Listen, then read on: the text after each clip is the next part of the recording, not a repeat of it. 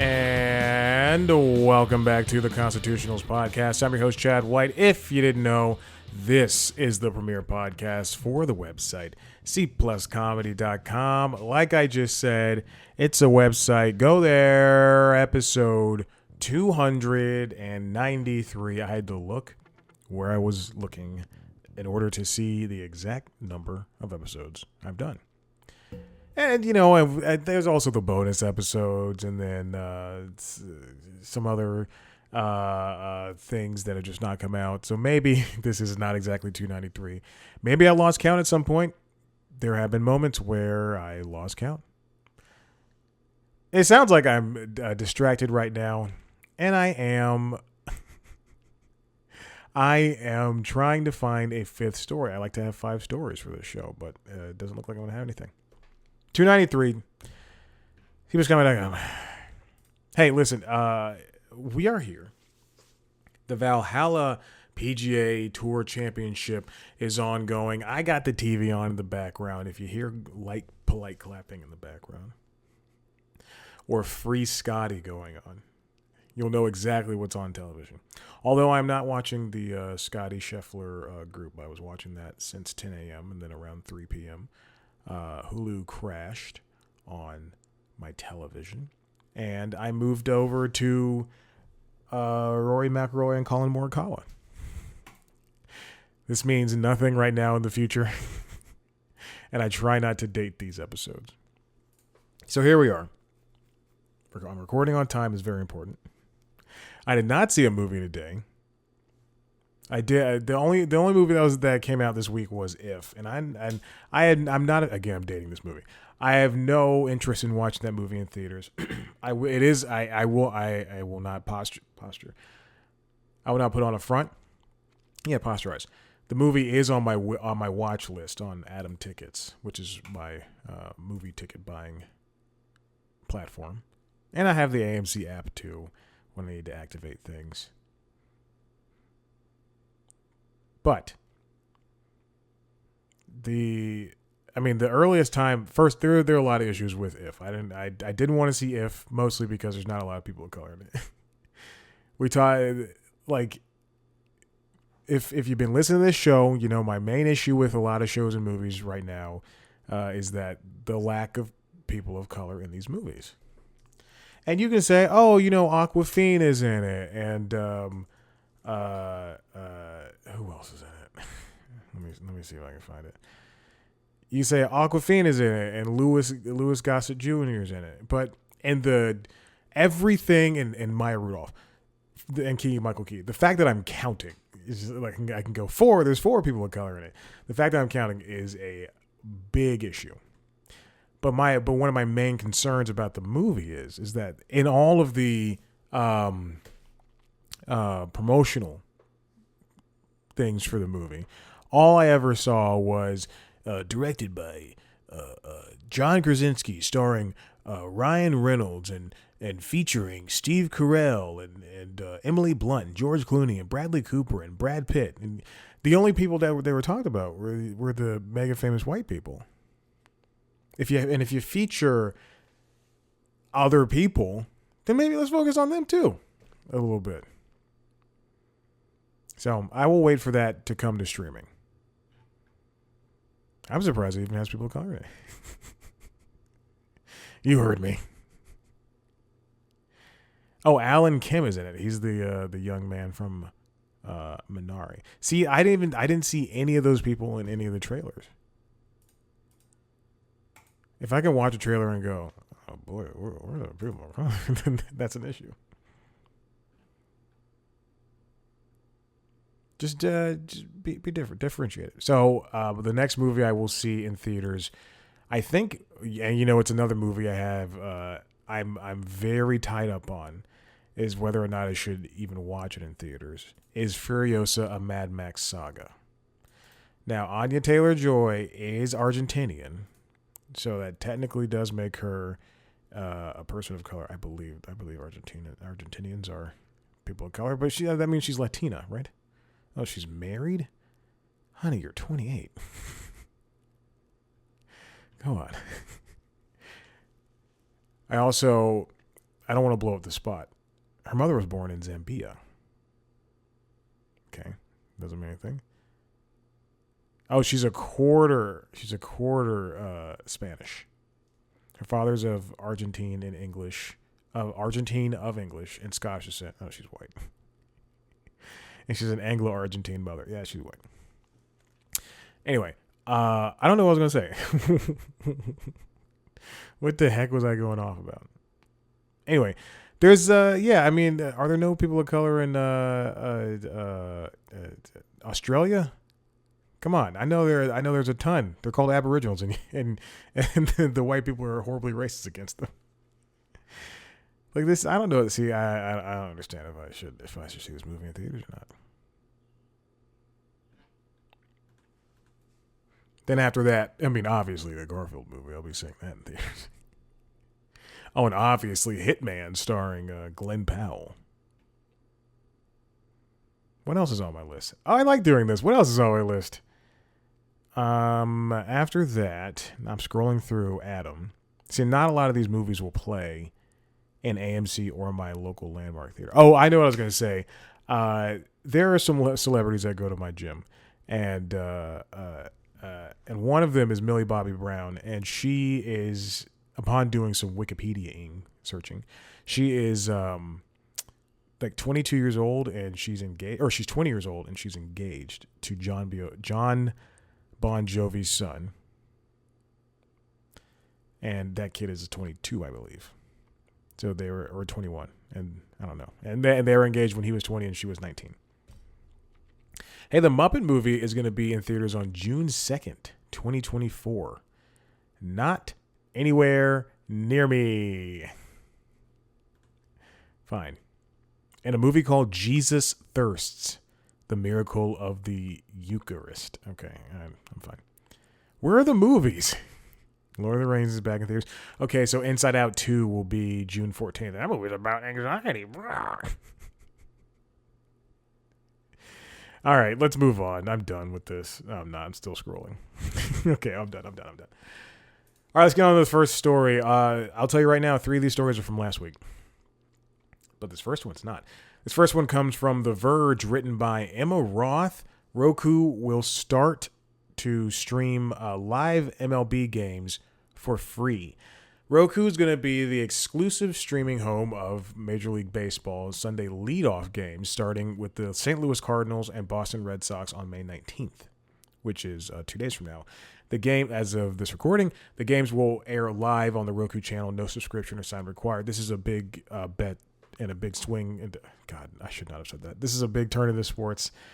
For Roku, for any streaming service. I remember, wasn't it last year that Apple had MLB games for free on Friday nights? They had Friday night games. 2023 free. And I believe you just had to, on April 7th of last year. Wait, excuse me. Yeah. Watching MLB on Apple TV Plus will require a subscription. And at the beginning of 2020, at the end of 2023, I don't know, whatever. Yeah, so the Friday night games were required a subscription, but before that, they did not. This is big news, especially since it's free. And previously, you could only watch the Roku channel on Roku devices, but now, within the past, I guess, year or so, several months, you were able to watch, you could download the Roku app on your Google TV, Amazon Fire devices, Samsung TVs, and watch games and watch everything there. You can watch whatever free thing they offer there, which is mostly. Let me see. I think they picked up a lot of Quibi stuff. You can watch Two Broke Girls. I'm on it right now. Heartland. Alfred Hitchcock Presents How to Train Your Dragon. Okay. Home Improvement, The Rockford Files, Bones, Leave It to Beaver, SNL. Wait, what? Free with ads. Oh, it's clips. Interesting. And then they have vintage SNL. Oh, so they must have like an SNL channel. Let me sign in and see what else you can look at. I mean, I like this idea. Good for them. All you have to do is download the app. I will tell you right now. Oh, and they also have the Great American Baking Show, if you like that. The Great American Bake Off, whatever. It's got Paul and Prue and the two judges, as well as Ellie Kemper and Zach Cherry. So, when that show was originally brought back on ABC, or when it originally aired on ABC, the American version, they had Baby Spice and the football player whose name I am completely forgetting, but that shows you how much that really mattered. And also, it wasn't good when it was on ABC. But I will say this: it's the same show now on it's the same as the English show rather on Roku. I'm having the darndest time trying to get the Roku channel signed in. This is ridiculous. Just sign in and let me see what I can watch. Okay, the Great British Baking Show is also on there, so if you want to watch that too. Toast of Tinseltown. Let me see what's on my save list. Celebrity British Bake Off is on there. Mapleworth Murders, written by Paula Pell, is on there. Also starring John Lutz. Well, I don't know if it was written by Paula Pell, but starring Paula Pell and John Lutz. Die Hart. Yeah, there's a lot of stuff on there, and some of it comes from Quibi. The Show Go On, starring Matthew Perry's on there. I think that show's great. I think it's a very funny show. I closed the story by accident. Apple TV Plus already airs Friday Night Baseball games, but you have to pay $9.99 for that, which I spoke about. Netflix is also getting into streaming sports. They've got WWE coming soon. Peacock is losing WWE. Max is doing... I don't know what's going to happen with the basketball, but right now they have basketball, hockey, whatever they air on True TV, TNT, and TBS, and baseball. Amazon, Peacock, Paramount Plus. They've got live NFL games, and then of course the new streaming service that was announced as of yesterday. I believe. Let me check the email for it. The name was announced. It is called Venue, VENU Sports, Venue Sports, from Fox, Warner Brothers, and Disney. Still on track to launch this fall, and they're also ABC. Disney is still doing ESPN streaming too. So you're gonna have a way to watch sports wherever you want to watch them, but it's still gonna cost you so much money. I was on LinkedIn earlier today, and I was gonna make a joke, but now I'm not going to. The Athletic posted something that said that there was like a picture of all the ways to watch sports. NFL is all the ways to watch NFL. So you can watch NFL on Peacock, Amazon, and what else did I say? And Paramount Plus. So that's getting the lowest price of all those would be Amazon would be $9 a month if you just pay for video and not for the shopping. Peacock would be I think $10. They got rid of the $6 one. And then Paramount Plus is $6 or something like that, $8, something like that. And then NFL Sunday Ticket, and what else? What else is how else do you watch sports? But anyway, it totaled out to be like $145. So would you pay $145 per month? Was the question to watch every NFL game? That's including the Sunday Ticket. Crazy. All right, this next one comes from Axios, written by Sarah Fisher. Exclusive. Vice Media partners with Savage Ventures to relaunch digital brands. Vice is back, baby. Last Thursday, it said it'll create a joint venture with Nashville-based Savage Ventures to relaunch its digital properties, including Vice.com, Munchies, Motherboard, and Noisy. This comes after the massive layoffs they had in February, and basically they said, hey, Vice is done. They were just going to focus on video stuff. And as of right now, I go to Vice.com. I'm not seeing a lot of stories. I'm seeing 1, 2, 3 stories that have been published today. And then prior to that, the latest story was April 26th. I was going to say February 26th. April 26th. So Vice is back again. This is the site you cannot kill. The deal will see Savage Ventures investing, quote, tens of millions of dollars into the joint venture, a Vice spokesperson said. The investment marks the first effort by Vice Media to substantially reinvest in its digital brands following a bankruptcy buyout last year that saw the elimination of hundreds of roles, consolidation of departments, and cancellation of news shows. The new partnership gives Vice Media branding control over its digital assets without having to manage them day to day. The structure will allow Vice Media to focus more on its B2B franchises, such as Vice Studios Group, Vice TV, and advertising agency Virtue. I had no clue Vice TV was still around. The joint venture will also, I don't mean like still around, like it's, like, oh, it's been a couple of years, it's still around. I knew it was still on. You can watch it on the website. You can watch it on Hulu with live TV, Fubo, I think. But I'm saying, like, as soon as those layoffs happened, I thought they would just shutter Vice TV. The joint venture will also relaunch Vice's social media channels. The combined portfolio, the firm says, has, quote, nearly 100 million followers across platforms. The deal does not include the digital assets of Vice News. In a statement, the company said it will continue to have strategic discussions with leading global news organizations to amplify the company's long-form news and documentary content. The thing is, I think Vice, for what it is, for what it's worth, as a news outlet, as a new age news outlet too, that modernized, bringing things like topics like drugs, even though I do think that they were a little bit sophomoric with some of the stuff. Drugs and sex and gender and war and hate speech and race and so many topics that companies like Fox and CNN and MSNBC and ESPN and broadcast networks and a lot, maybe even sometimes Associated Press, and even Axios itself, sometimes those places skirt around Vox.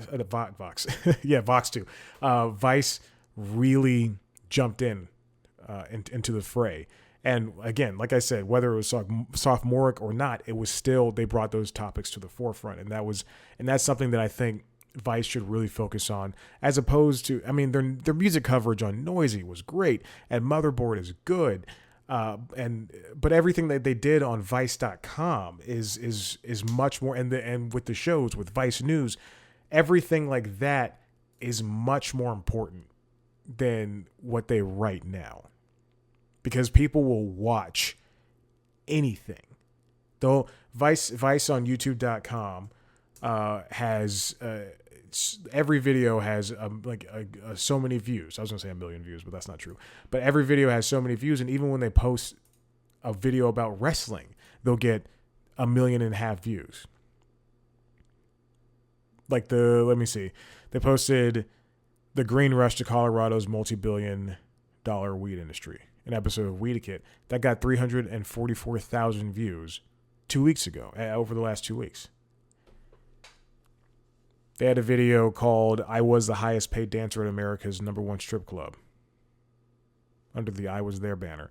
That has 1.1 million views. And that would see if they're able to continue, if they have the funding to continue putting out great documentaries that cover things that you don't see often, like can weed help kids with autism, then maybe things will be much better for them. I don't know. I wouldn't know how to run. I guarantee you make me principal for a day at Warner Brothers, I will turn that ship around and people will be like, make this guy principal for life. But you put me at Vice, I don't think I could run that company, because it's had so many ups and downs. Vice is important, and I think it needs to continue to exist. And I'm so glad Savage Ventures can jump in and help out, but they're also going to need more capital, because they can't, as soon as that money line runs out, then what's going to happen? Savage Ventures also manages a slew of digital-first brands, including Outdoors.com, 247health.com, and AmericasSongwriter.com. Of course, they're going to try to boost those brands with the Vice brand, by using the Vice brand. Anyway. All right, let's move on. This next one comes from Variety, written by Todd Spangler, comedy podcast led by the Joe Rogan Experience. Okay. Comedy. Gained ad market share in 2023 as overall U.S. spending cooled. Podcast ad revenue in the United States, after 7 years of double-digit growth, has hit a slowdown in 2023, with overall ad spending increasing 5% to $1.93 billion, according to a new report. This report comes from research conducted by PricewaterhouseCoopers for the Interactive Advertising Bureau. The 2023 revenue number was well off the previous forecast. You know, it's with ads and podcasting, prior to the world of, Conan O'Brien. I'm gonna take Joe Rogan out of this because he's been doing his show for longer than Conan has. But take the world of Conan out of it, and Smartless, and even Dax Shepard, and the Office ladies, and other shows along those lines. Podcasting was never making any sort of money. If you followed a podcast like Never Not Funny, or if you followed networks like Earwolf or Forever Dog, then you knew that, like, who they were, and there was never enough money to always be. There was enough money to move forward, but there was never enough money to eclipse the world of television and traditional radio and things along those lines. But people were always making enough. And then you see this boom because of this shift where A-listers are going to podcasting because they go, because one of them was offered a $10 million to do a show. Whereas, there's other people out there who are making six figures, and that's what they've had to live on. And they've had to advertise their own show or do their own marketing and find the companies like Harry's before Harry's was big, and find the companies like not BarkBox. What's the one? Blue Apron, before that was big. Before that goes to the stock exchange. Before Chad loses money on Blue Apron. Advertising is right now where people are trying to avoid ads in their shows, and ads are getting a lot more expensive because the likes of Ford are heading to Smartless and heading to Conan O'Brien's Needs a Friend. There's optimism for a bounce back in 2024. The U.S. podcast ad market is projected to return to double-digit growth, increasing 12% to $2.16 billion. Further developments in programmatic ad buying, along with new revenue streams from video and live events, are expected to help drive growth. Joe Rogan led the number one podcast spot. He led the comedy podcast section in 2023, gaining market share, overtaking sports as the biggest content genre by spending. Comedy represented 17% of U.S. podcast ad revenue, which is up from 14% in 2022, followed by sports at 13%, down from 15% in 2022. The next biggest genres were news at 12%, society and culture at 11%, and true crime at 6%. Holding 3% were television and film, business, health and fitness, and history.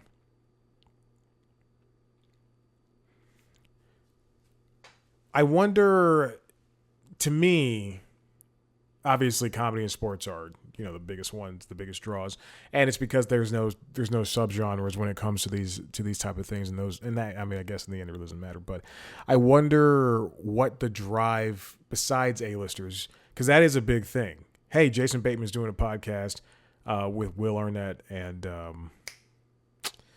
guy from Will and Grace, not John. I guess Sean something. I can see it in my head. I can see it in my head. I can see it in my internet. Sean Hayes. But, it's, or the Always Sunny guys. You can see that, like, you can see that every one of them is doing a podcast. They're doing recaps. They're talking to their rich, famous friends. But I wonder what else outside of that, outside of A-listers coming in and doing their own shows, was the draw for listeners. Was it because they were looking for something outside of music to enjoy? Or is it just a way to have, a lot like you watch YouTube to get close to people? Is it a way to hear that person talk for another couple of hours a week? Who am I gonna pick? If Meghan Markle's doing a podcast and she's one of the most famous women in the world.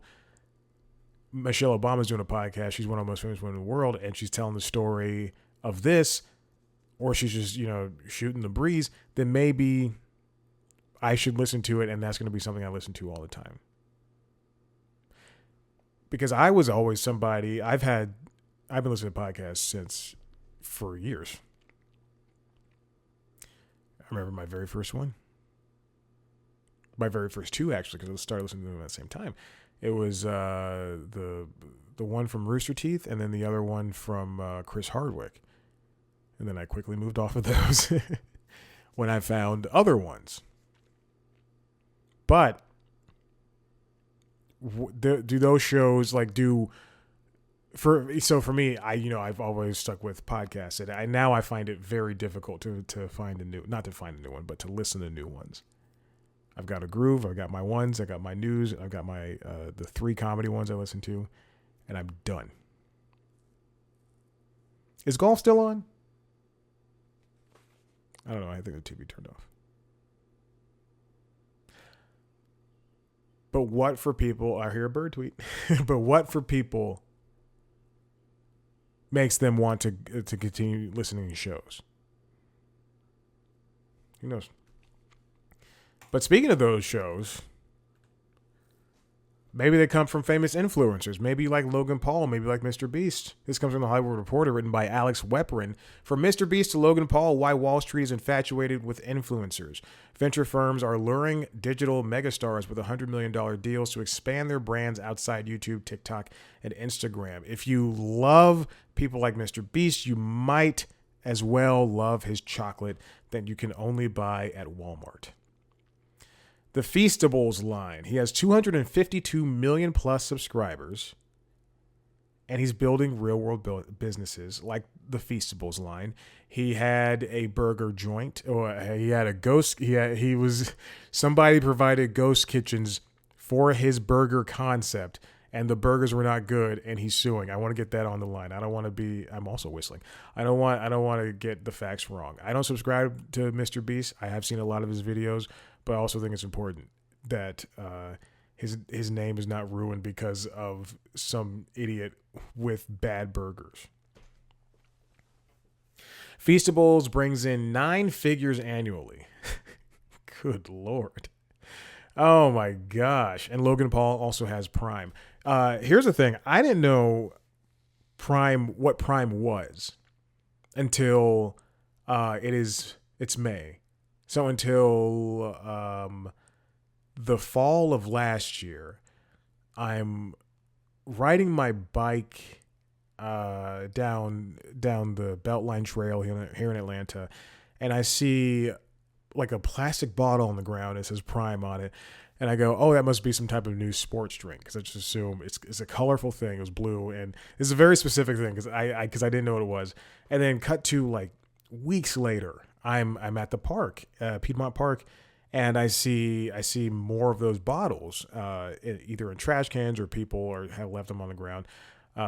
Which, based on the clientele, those are people that will still litter. Anyway, clientele are teenagers. But then it took me so I didn't see it until fall of 2023. And then it took until winter of 2023. This is like no hyperbole, no joke, because I don't know why I would hyperbolize this.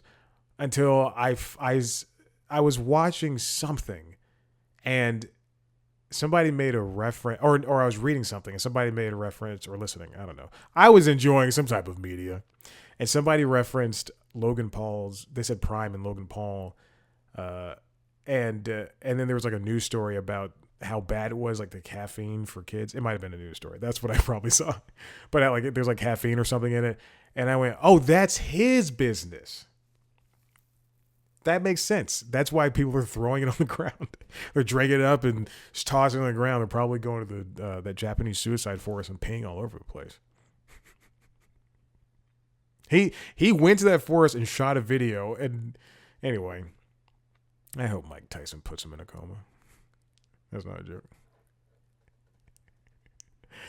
Their creator economy is no longer some nascent curiosity. It has become a legitimately big business. Goldman Sachs analyst Eric Sheridan estimates it's a $250 billion market, one that will grow to nearly $500 billion by 2027.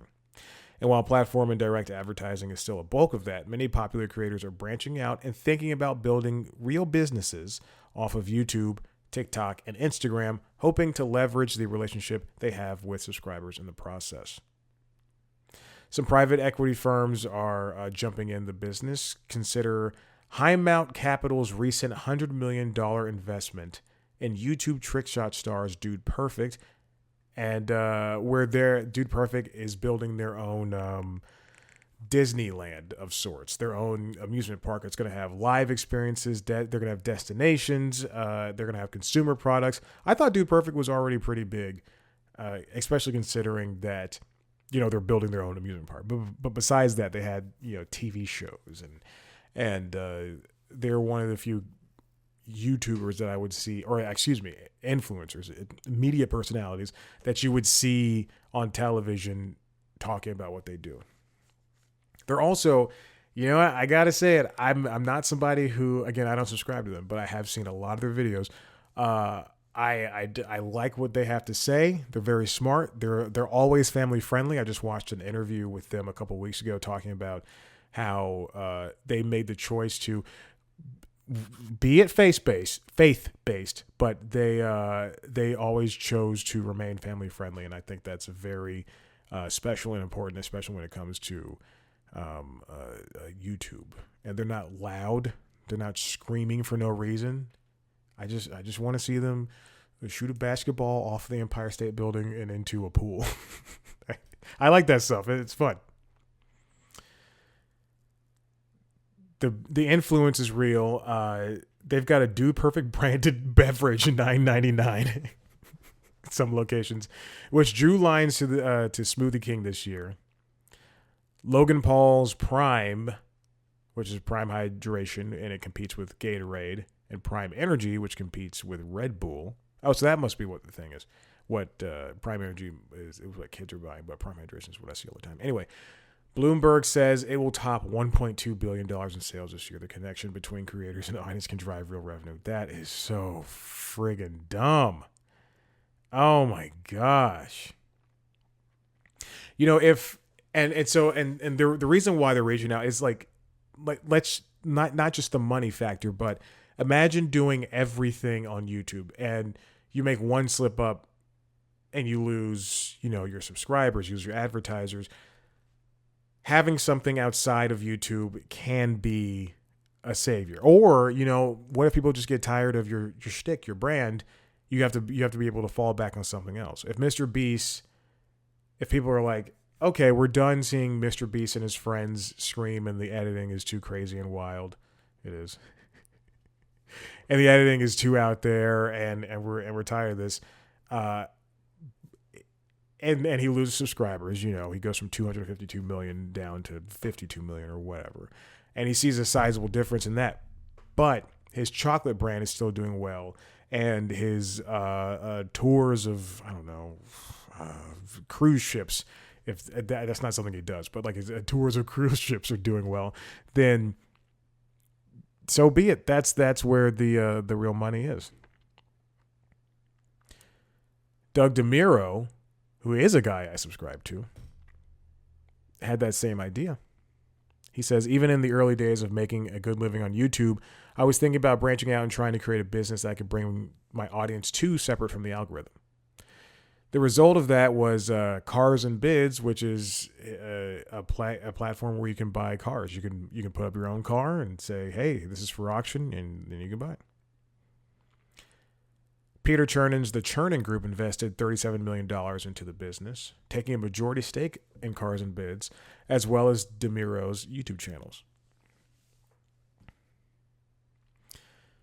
The pool of creators with an audience large enough and loyal enough to support a business may be smaller than people think, but the exuberance in the space from private equity and investors looking for an edge needs to be fed. People love supporting the people that they love watching on YouTube.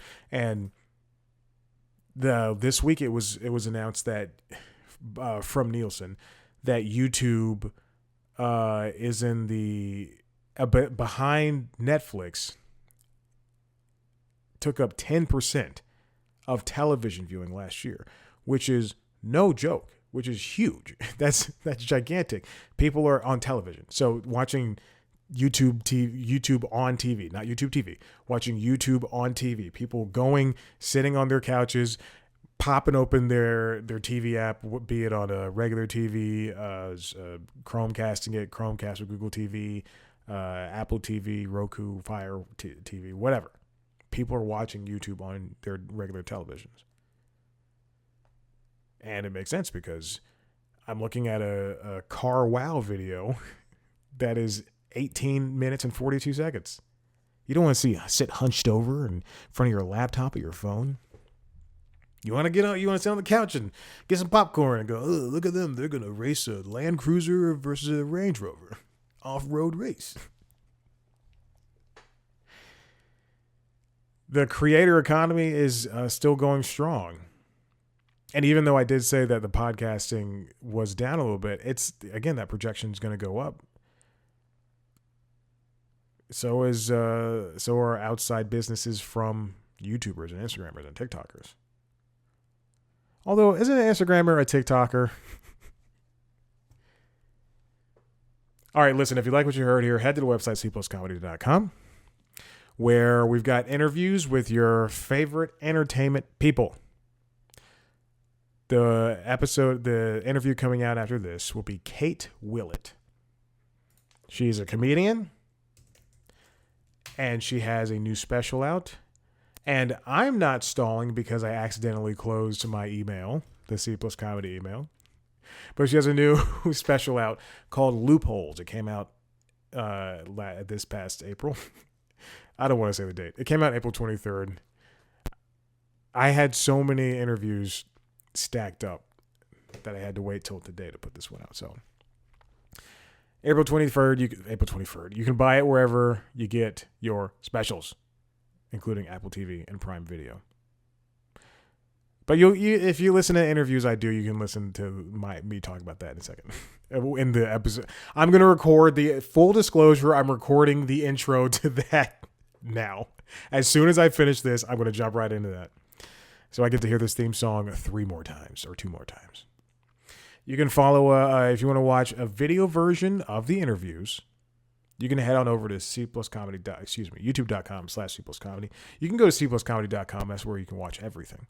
youtube.com/cpluscomedy, where you can also watch video versions of this show, as well as the other podcasts, including LinkedIn Logs, which is the Jobs podcast, and Late Night Lately, which is the Late Night Show.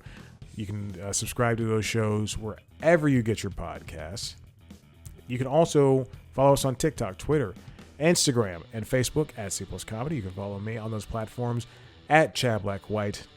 And cpluscomedy.com is where you can find everything I've done and everything I will do. The name is stupid, and so am I. Okay, deuces.